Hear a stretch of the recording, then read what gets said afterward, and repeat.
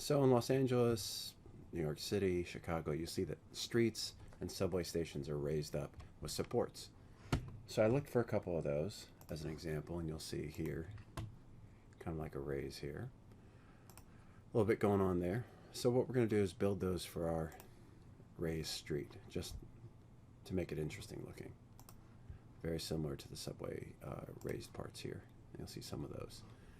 All right, that'll teach us how to do instances in our geometry. So what we're going to do is we're going to create a box and go back to quad view, and right here go back to F. There we go. There we are. And we're going to go to standard and not default shading, but let's say hidden line view. So we can see what's going on. We're going to create a box here inside of our city street, if you would. And we're going to, let's go to wireframe instead.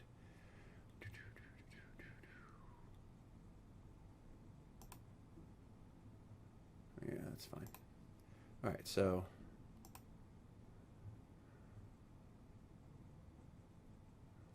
wireframe. There. So I'm going to create a little box here and raise it up. And if we look this way, we'll be able to tell that sure enough, it hits the city street itself. So let's bring that box height down. Let's bring that height box down. There you go. Now, let's make it a certain color. Let's look at the camera view, maximize, go into perspective, and maybe rotate till we see that. And go into here to standard view. There you go.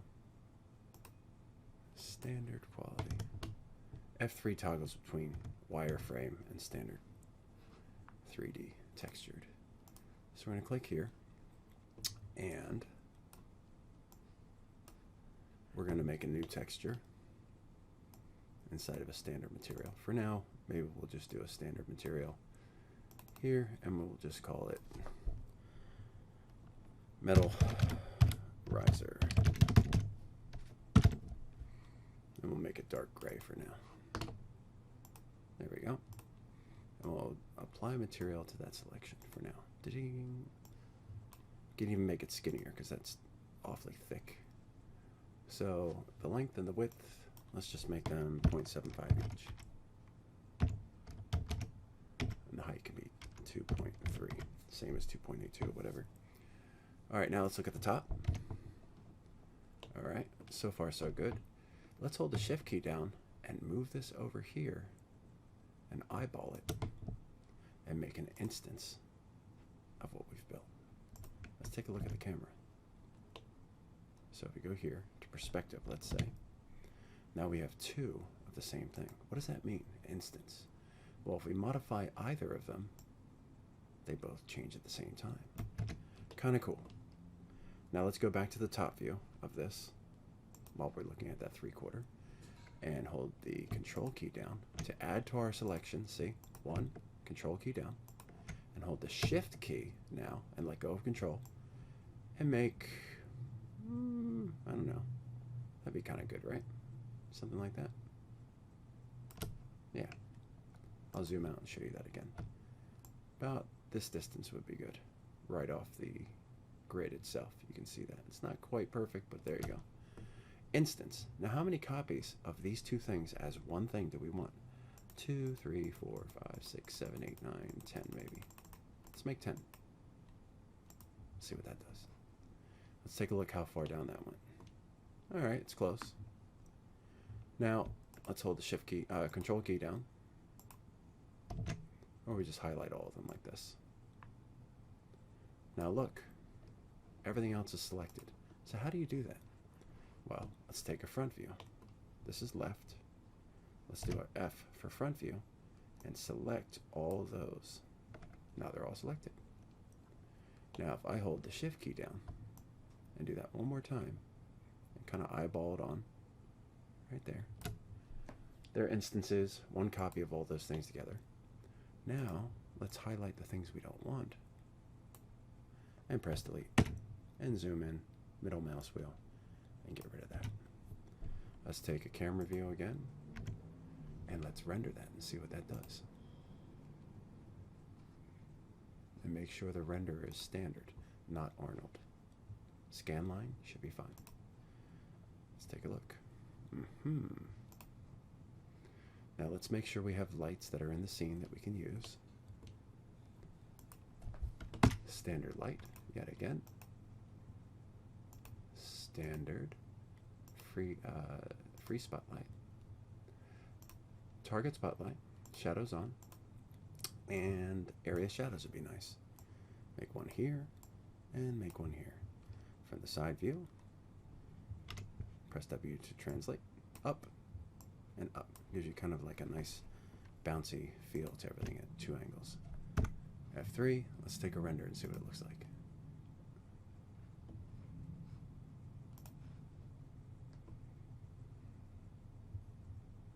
That's pretty good. All right. Now let's go back into here to make sure that in rendering exposure control, we don't have any exposure control, none. Make a little preview. There you go. Let's take a look at that again. So far so good. Let's look at that if it was ray traced so we can see all the detail we wanted. So on both those lights, we'll select both of them, modify, and we can choose ray trace shadows.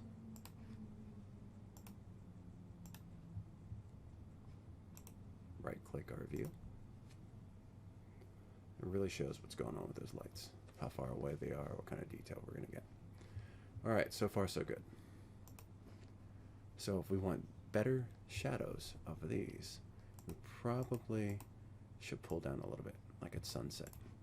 And then here we can go to high quality, and we can go to lighting and shadows, scene lights control. There we go. Let's see what that looks like rendered.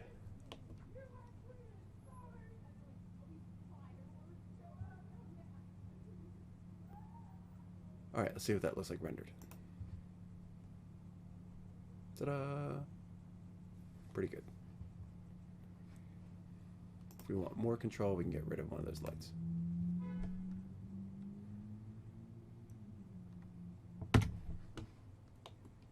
All right, so far so good.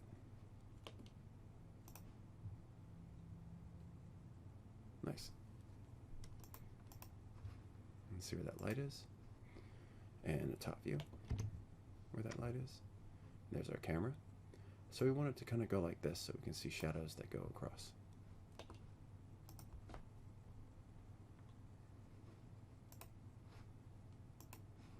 So in our light, shadows on. Take a look. And look what we got. Shadows that go across. It's a little heavy, so let's bring it down 3/4. Take a better view of what those shadows might look like. Maybe more like this. And then here, we can go to high quality. You can see some more of those shadows. Yep.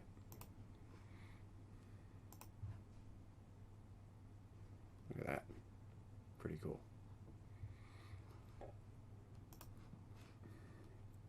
You notice the big building is blocking all of that light. So if we go up a little tiny bit, like that, see? Now we can see better lighting. Now we just choose the right window by right clicking, and we render. Shadows with lines. Now are they right on the surface of that? Not quite. So let's take a look and look in a horizontal view to see if what we built is actually connecting. It is. So let's go back here, camera view, and now let's render with art renderer, view, Quicksilver, or Arnold.